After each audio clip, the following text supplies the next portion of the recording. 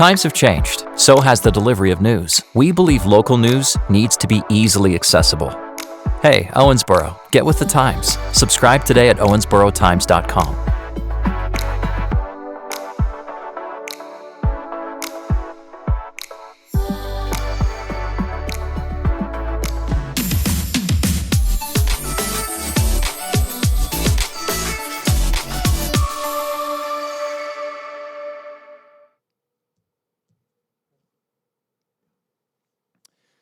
Well, hello, everyone. Welcome to the Owensboro Times 2022 General Election Town Hall, sponsored by Jerry Ray Davis, Chrysler Dodge Jeep Ram.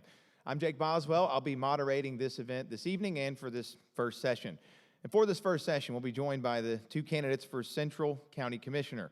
Candidates will have 60 seconds to answer each question, plus 60 seconds to deliver a closing statement. Let's introduce our candidates. We'll get right to the first question shortly after that. First, we have Larry Conder and Tyler Sagardoy. The first question will go to Mr. Conder. What do you view the primary duties are of the county commission and being a county commissioner? Primary duties of a county commissioner is very different than a city commissioner. Sometimes there's a little confusion with that. From a county commission state, you're really looking over the operations of what happens in your county, including the city of Owensboro and the city of Whitesville. Conversely, you think of the city commissioners, they're more of a board member. They're maybe setting the policies and procedures, but they have staff, a city manager form of government, which is very different. So the main functions of a county commissioner is looking over the day-to-day operations of all the facilities, all the services that are provided by the county to all the citizens. And Mr. Sagardoy, same question to you. Yeah, absolutely. So as a county commissioner, it's really about providing vision for what the county can be. Now, the fiscal court has mandates from the state to provide infrastructure, roads, bridges, drainage. They also oversee functions that the state mandates that they see. The jail, for example, the sheriff's department is also part of the county government. And so it's really about not just overseeing the stuff we maybe take for granted here, like the roads and whatnot, but it's also where do we want to go as a community? What do we want to be? Economically, business-wise, culturally. The fiscal court has a lot of influence over that, and so really the primary role of a county commissioner is really setting the vision and the tone from the top. And the next question for both of you deals with the time you spent campaigning. We know it's been months, and this kind of comes down to what you've been hearing as you've talked to folks. As you've had those conversations with constituents, what do you think the public's top priorities are, and how would you address those issues? We'll go to you first, Mr. Sagardoy. Yeah, so when you said months, in my mind I was like, oh man, we've been campaigning for years at this point.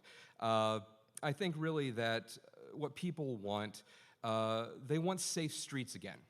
They want job security. They want good jobs. They want better wages, right? They want to be able to provide for their family and know that they can feed their children in the morning. So, as I talk to people and I look, there's a lot of growing insecurity, especially after COVID, after a 2-year period where we've had tremendous trauma and lost lots of loved ones. People want to get back to the sort of middle class that we used to have here, the sort of small town feel, not these big city crime problems that seem to happen every single week here. Mr. Conder, same question. Thank you, Jake. I'll try to address this. It might be one of your other questions down the road, but if so, that's fine. Two things. One, of course, I hear a lot about the Senior Citizen Center, and that may be another of your questions. We'll get there. But the other one that is really big is our juvenile crime, drugs, and weapons. Recently, we had a discussion with a group of individuals, about 40 of us got together, and we talked. And one of the big things that came out of that is to be able to provide the bowl for all the soup and the assets to go into to address our children and our drug problems. And here's how we can do that. Instead of talking, let's do something. We can take the opiate settlement funds that are about to come to our community and really allocate that to where we hire a person who every day, 24/7, that's their job, to make sure that those funds are used toward our juveniles especially, and others that may have issues when it comes to drugs, crime, and especially gun violence. Well, let's move on to our next question. And Mr. Conder, you'll have the first opportunity to answer this one. The Supreme Court issued a ruling protecting rights of LGBTQ workers back in 2020. Do you think that there's a need now, today, for any other non-discrimination protections locally? And I think that, first and foremost, discrimination is wrong. I want to make that very, very clear. And I approve exactly with what the Supreme Court says. Should it go further? Yes. You can go further into housing. HUD has it only for government facilities, but it should reach out into all of them, all housing facilities. Public accommodation, it should reach into public accommodation. So I'm going to say this really blunt and fair. Okay? Discrimination is just wrong. No matter how you're born, no matter who you know, no matter what traumas happened to you in your life, it is wrong.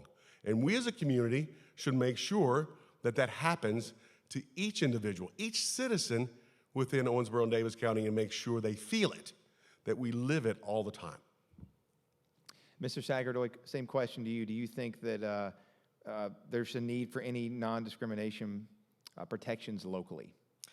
Yes, I do. The Supreme Court has ruled one way, but I think when we look and we actually see the real world of politics, there's a culture war going on. And here in Kentucky, Frankfurt has made it very clear that they will try to score political points on the backs of transgender youth and other members of the LGBTQ community. I agree, discrimination is wrong, and I think it's very important that we as a community show in terms of our values, in terms of our ordinances, that we want, that it is something that we do not agree with. People may look and they may feel that there is not a need here, that we're a very tolerant community, and to that I would say this is not about everybody. These are about the exceptions to the rules, the exceptions where people do get discriminated against. This next question has to do with jobs in Davis County, a very specific spot, and one that if you're a county commissioner would be something that would be in your wheelhouse. Mr. Sagardoy, you'll go first. What steps should the county take in supporting the sheriff's office and jail in retaining and recruiting top talent? Yeah, absolutely. So in retaining top talent, and by the way, labor is a huge problem, not just in law enforcement, but in every industry, even the industries that I worked in.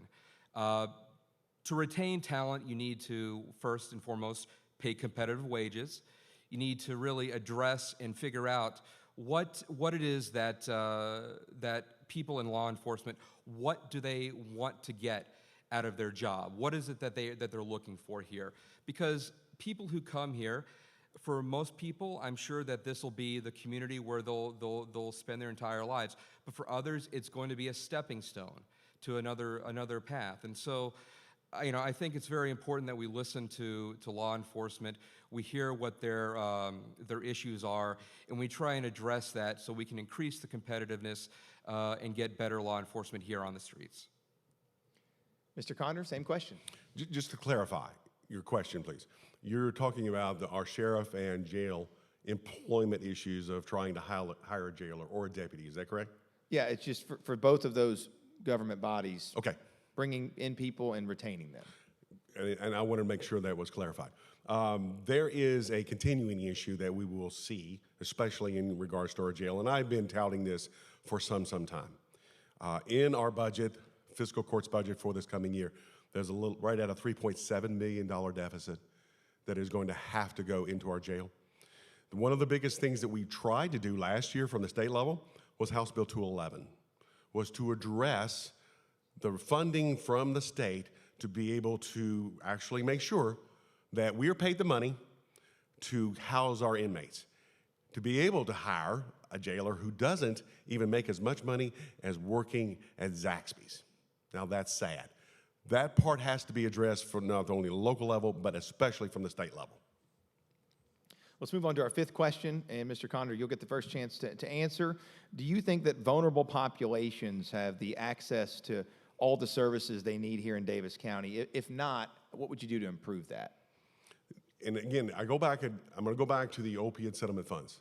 That's the opportunity to bring together all those assets that we have, all those great organizations that we have that sometimes just don't necessarily talk to each other, either on a daily basis or whether it may be only twice a month that they ever do it. But this opportunity with these funds give us a great chance to make generational changes. For all those vulnerable individuals that get out of jail and don't even have a way to go to Highway 81 to get a driver's license. How do you fix that? This person can do that. Or all those other small things that might sound small to us, but in reality is pretty big to be able to do so.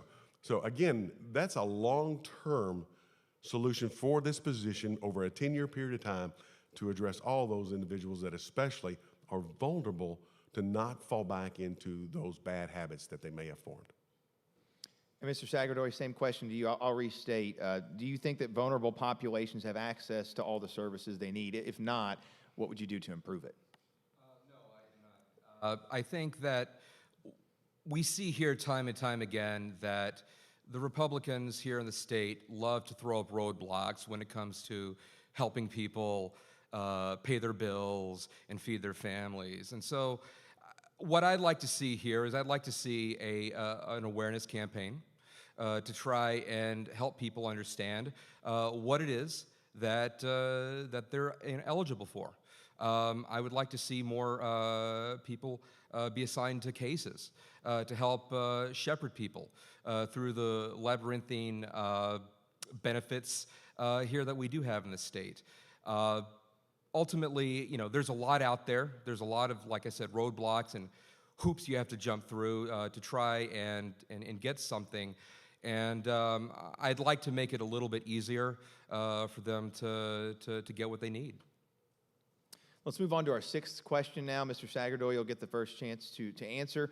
What are the biggest barriers right now in Davis County for local entrepreneurs to both open a small business and to thrive? How would you address those issues?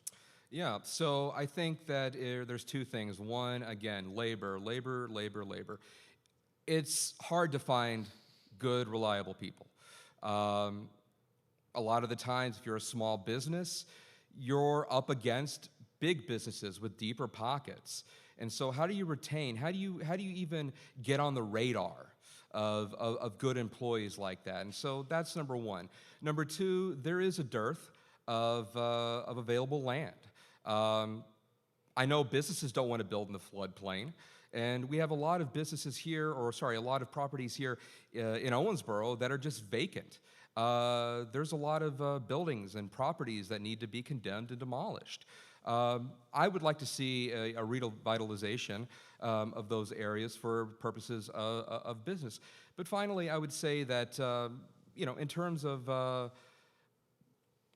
think that's all. Mr. Conder, same question to you. What do you think the biggest barriers are to local businesses opening and thriving in Davis County? And are we referring to maybe small businesses or businesses in general? Yeah. It's a big difference. Small business. Mm-hmm. The biggest problem you'll run into with a small business, of course, without talking about OMPC again and not beating that dead horse, let's talk about then the capital side of that equation. How much do you really need to be able to make sure a business runs? I have seen over the last 20 years a significant amount of people that want to chase their dreams. And when they do, I talk to them and really walk them through what do they want? How do they want to accomplish what they want to do for the rest of their life, their passion? And inevitably, you can find real fast that individuals with passion is one thing, an individual with passion and capital, that is actual assets, is another thing. And there should be issues or should be programs set up to where we have angel investors that are willing to step up and help those people with that passion to make sure their dreams come true, that they thrive in Owensboro and Davis County, that they're actually successful to where their children also want to stay here and carry that business on. And our seventh question of this session has to do with business once again. It has to do with getting workers to Davis County. How do you retain, Mr. Conder, this goes to you first, how do you retain local young people as well as attract top talent to live and work here in Davis County? And it's an ongoing question for, I guess, 30 years of how to be able to do that. Well, to stop, number one, the brain drain or whatever you want to characterize that.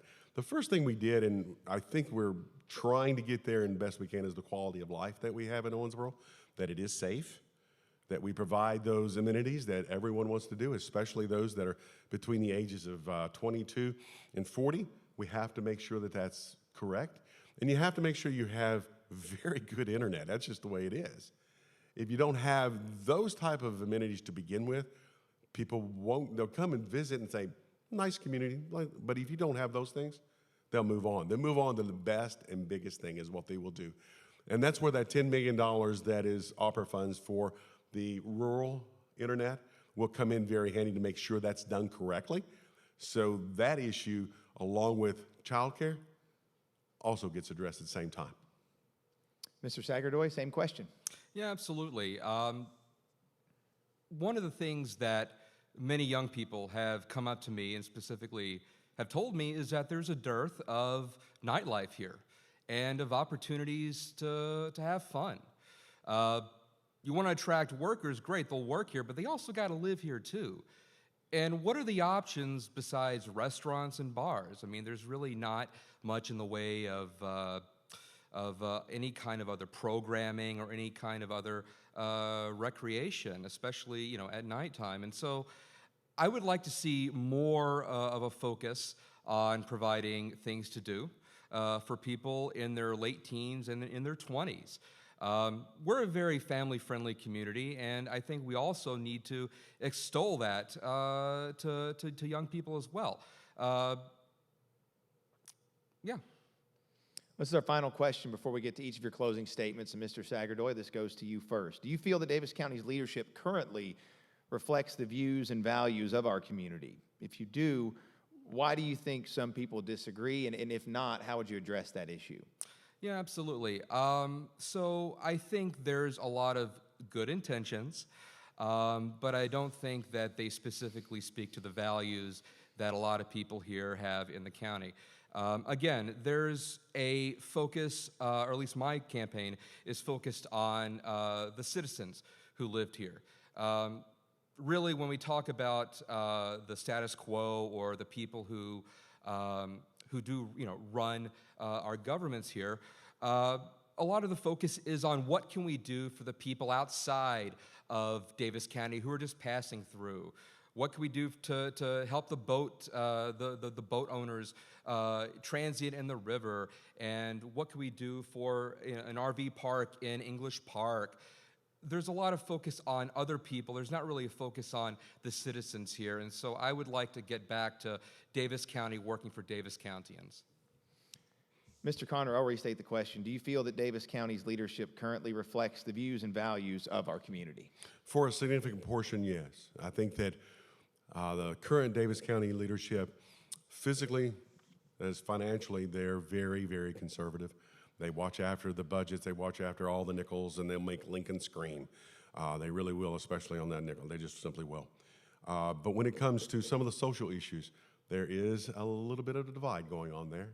But I also believe this. I believe that our fiscal court, not only today, but in the future, you will see a fiscal court that will try its best to give those individuals that don't have a voice that at least to listen to be able to hear them out and not necessarily just go off in other different tangents. So our social issues, sure, we have some work that we can still do there. And that was evident over the last 2 or 3 years, how that divide happened. But I do believe we can make those changes occur, and we can do it together for everyone, no matter who they are. That wraps up the questions that we have prepared for each of you gentlemen. We're going to give you each now a minute for a closing statement, and that's how we'll wrap up this session. So, Mr. Conder, your chance for a closing statement. Thank you, Owensboro Times, for putting this on. It has been a task. I've done several of these forums over the years, and many times what I've had to do is simply speak from the heart, speak from who I am. And many of us don't necessarily have to do this. It is a servant leadership position to where you want to give back every day. You know, it's not like you just bring your A game at one time. You bring it every day for all the people that not as fortunate as I might be. You have to understand that and believe that, and I truly do. I've done it for the last 6 years, and I've taken the oath of office 3 times. And I take it very seriously that when that happens, that I will serve to the best of my ability for each and every person, no matter whether they're a visitor or they're from here and have been here for lifelong. And I will do that going forward. Mr. Sagardoy, your chance for your closing statement. Absolutely. Thank you to everyone here for the opportunity to speak to you this afternoon. By trade, I'm a professional problem solver. My job is to see what others don't see and get it done. I've delivered millions in value using integrity, creativity, straight talk, and compassion, traits that I will bring to you as your next county commissioner. I'll work tirelessly to bring better jobs, higher wages, and stronger unions to Davis County. A PTSD survivor myself, I'll work to expand local access to mental health services at a time when it's needed more than ever. I'll work with community leaders to provide affordable child care to low-income families. I'll work with seniors to build a new senior center. I'll work to decriminalize the simple possession of cannabis countywide. And because I believe people need to be who they are, I'll champion the fairness ordinance prohibiting LGBTQ discrimination. I'm Tyler Sagardoy, candidate for Davis County Commissioner, and I'm asking for your vote this November. That wraps up this first session. Thanks to everyone who took the time to watch online. Thank you to each of the candidates for joining us here in person today, too. We also want to thank the Bluegrass Music Hall of Fame and Museum for allowing us to host the town hall here at their facility. And also, one more thank you to our sponsor, Jerry Ray Davis, Chrysler Dodge Jeep Ram. Remember, November 8th is Election Day, just a few weeks away now from voting. This is our first of 8 sessions this evening. So if you're watching online, stick around. We'll be here all night. Thanks.